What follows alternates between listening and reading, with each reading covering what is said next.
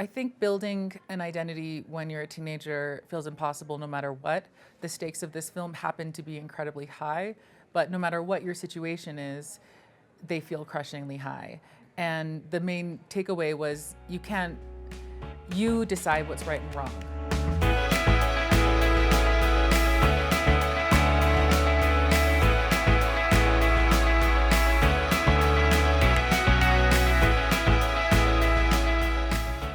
In 2012, and I loved it, and my girlfriend at the time told me I had to adapt it into a film.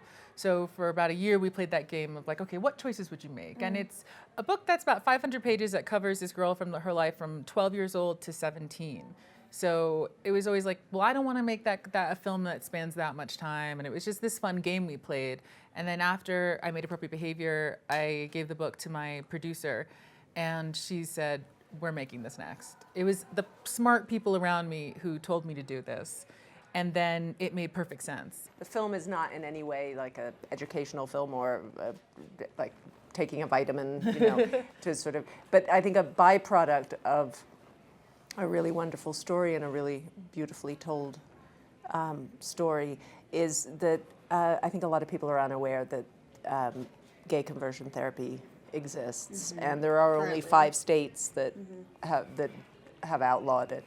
And just a couple of weeks ago, New Hampshire decided not to outlaw it.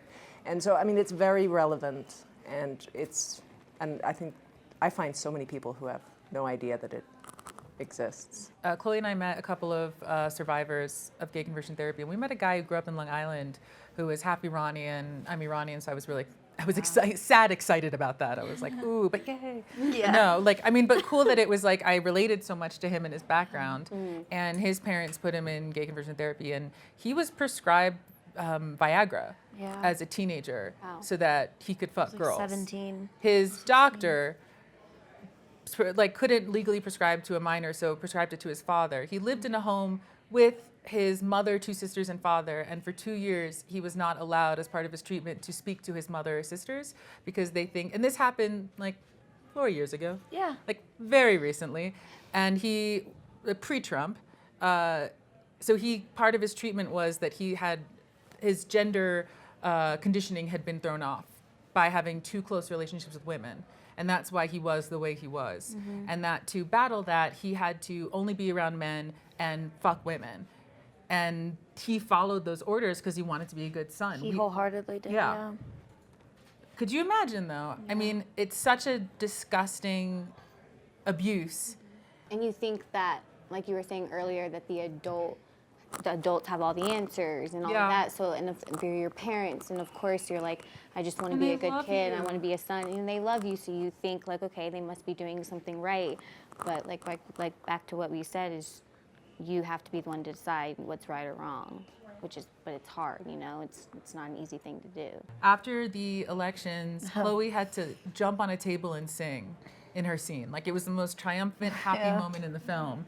And it's a testament to how long Chloe's been doing this and her sense of professionalism, and that she can, I've never seen anyone with her ability to, it's clear you've been doing this your whole life.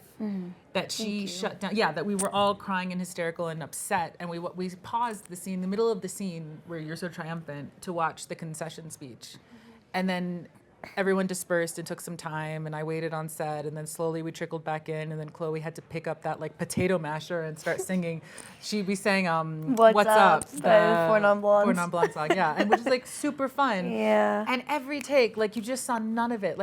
You were joyful. And how did you do that? Well, I think that's the beauty of art, and I think in that moment, watching kind of what happened and understanding, what Mike Pence stands for and what the administration stands for, and coming from a family I have 2 gay brothers, and LGBTQ was always very much on the forefront of my mind growing up, that in that moment it felt like, in with the speech you gave in that moment, it felt like, I think for all of us, that was the most important thing that we could be doing, is making that movie and giving a voice and giving something to the cause that is tangible.